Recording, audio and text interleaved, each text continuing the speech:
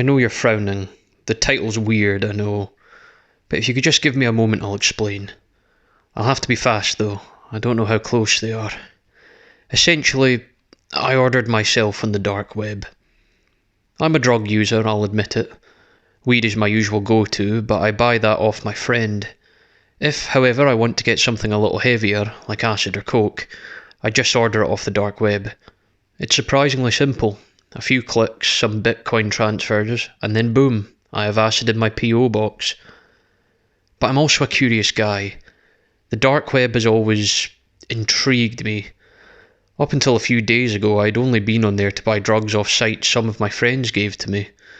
But late one night I was sober and at home, which was a rare thing for me.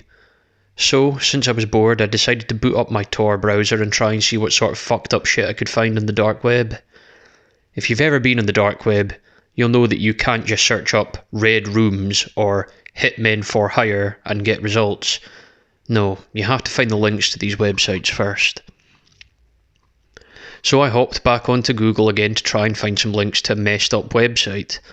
I know it's weird that I was actively searching for the worst, but as soon as I got on the dark web that night, I had a sense of morbid curiosity that just overcame me. Anyway, I spent a little while trying to find some links. Anything that I found, though, was either too tame for me or the links didn't work. At this point, I was about ready to give up, and I wish I had.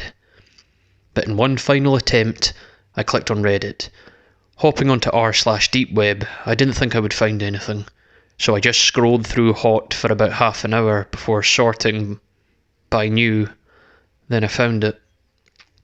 One simple text post titled, "Slayers, Assassinations and Life-Ruining Services." In the text box in the post was what seemed to be just a random assortment of numbers and letters. ZY3, DKY, TCAUBKQ2Y3, for those of you who are curious. It took my tired brain a second to figure out what it was, but I realised pretty quickly. It was a link, presumably to a hitman website. So I decided to post the link into my dark web browser, and what do you know, it worked. But before I decided to go any further, I figured I should go back to OP's profile to see if they have posted any other dark web links. However, when I went back to the post in question, OP's profile was deleted. Weird. Anyway, I reopened my dark web tab and hopped onto the site. Up along the top of the website was its name, Slayers, Assassination and Life-Ruining Services, and next to it was what looked to be a skull inside of a crosshair. I chuckled when I saw that. This site has got to be fake. Upon scrolling down, however, I was not disappointed. There was a paragraph of white text on a black background and a small box to the right of the text that just said, "Place an order." The text was the main part though, as it took up most of the page. It read, "Slayers, Assassinations and Life-Ruining Services offers everything from acid attack, crippling, binding, castration, torture, rape, beatings, and good old death. We have the lowest prices out of any other company running similar services, and we are worldwide. We have a dedicated and experienced group of staff based all over the world. So if you need someone to be assassinated, or maybe you just want them scared for life, don't hesitate to contact us." Again, I laughed. This had to be satire, right? Hell, I was even tempted to order on someone just to see what would happen. Ironically, I actually have half a decent job, so I can afford to. Better not risk it though, I thought to myself. I was about to close my computer and call it for a night when I heard a knock at the door. I live alone, so it was unnatural to get visitors, especially so late at night.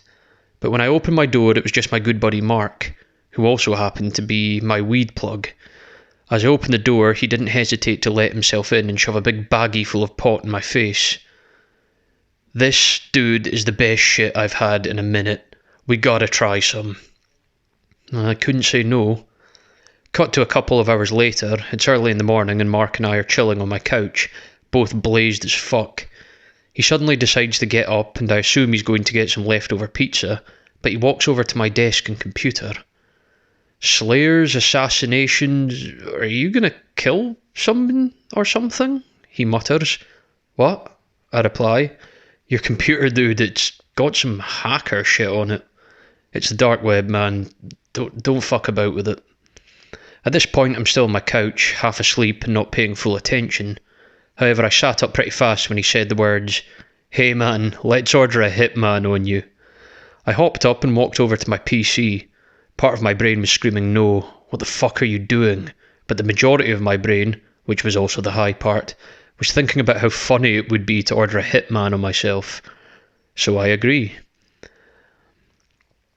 I made him get out of my chair though, because I didn't want him seeing what my credit card numbers were as I transferred some Bitcoin.